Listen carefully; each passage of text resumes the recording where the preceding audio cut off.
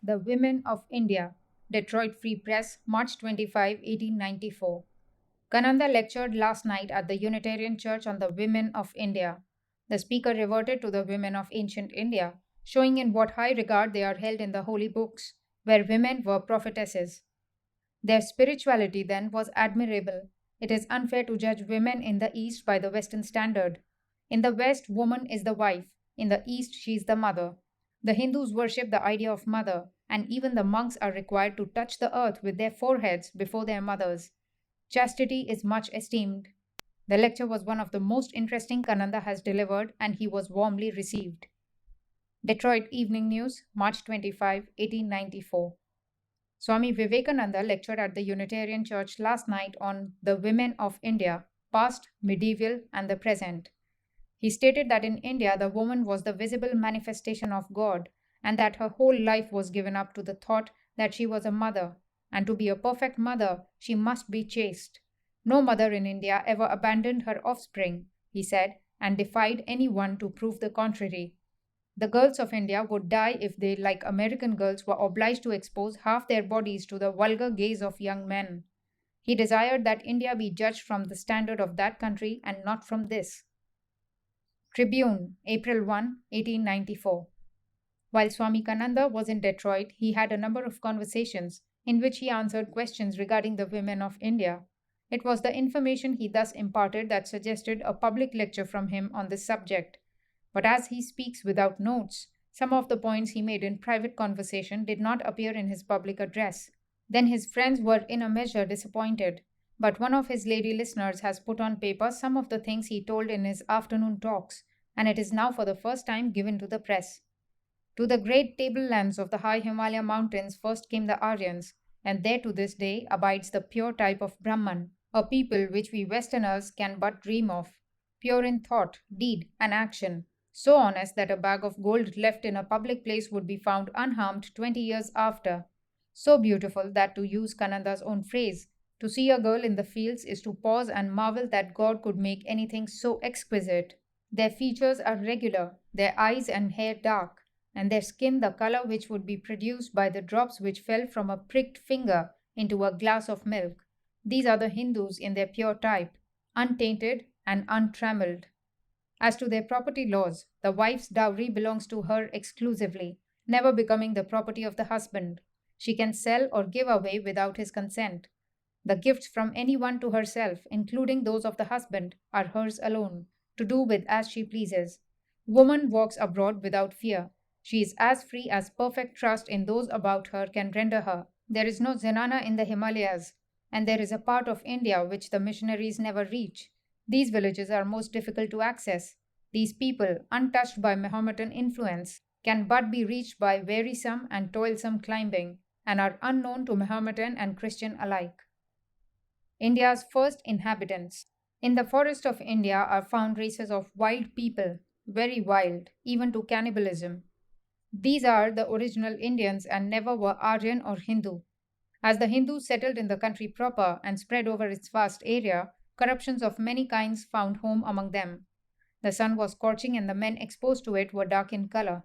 5 generations are but needed to change the transparent glow of the white complexion of the dwellers of the Himalaya mountains to the bronzed hue of the Hindu of India. Kananda has one brother very fair and one darker than himself. His father and mother are fair. The women are apt to be, the cruel etiquette of the Zanana established for the protection from the Mohammedans, keeping them within doors, fairer. Kananda is 31 years old. A clip at American men. Kananda asserts with an amused twinkle in his eye that American men amuse him. They profess to worship woman, but in his opinion, they simply worship youth and beauty. They never fall in love with wrinkles and grey hair. In fact, he is under a strong impression that American men once had a trick, inherited to be sure, of burning up their old women. Modern history calls this the burning of witches. It was men who accused and condemned witches, and it was usually the old age of the victim that led her to the stake. So it is seen that burning women alive is not exclusively a Hindu custom. He thought that if it were remembered that the Christian church burned old women at the stake, there would be less horror expressed regarding the burning of the Hindu widows. Burnings compared. The Hindu widow went to her death agony amid feasting and song, arrayed in her costliest garments and believing for the most part that such an act meant the glories of paradise for herself and family. She was worshipped as a martyr, and her name was enshrined among the family records. However horrible the rite appears to us, it is a bright picture compared to the burning of the Christian witch, who, considered a guilty thing from the first, was thrown in a stifling dungeon, tortured cruelly to extort confession, subjected to an infamous trial, dragged amid jeering to the stake, and consoled amid her sufferings by the bystanders' comfort that the burning of her body was but the symbol for hell's everlasting fires, in which her soul would suffer even greater torment. Mothers are sacred. Kananda says the Hindu is taught to worship the principle of motherhood. The mother outranks the wife. The mother is holy. The motherhood of God is more in his mind than the fatherhood. All women, whatever the caste, are exempt from corporal punishment. Should a woman murder, her head is spared. She may be placed astride a donkey facing his tail. Thus, riding through the streets, a drummer shouts her crime, after which she is free, her humiliation being deemed sufficient punishment to serve as a preventive for further crime. Should she care to repent, there are religious houses open to her, where she can become purified, or she can at her own option at once enter the class of monks and so become a holy woman.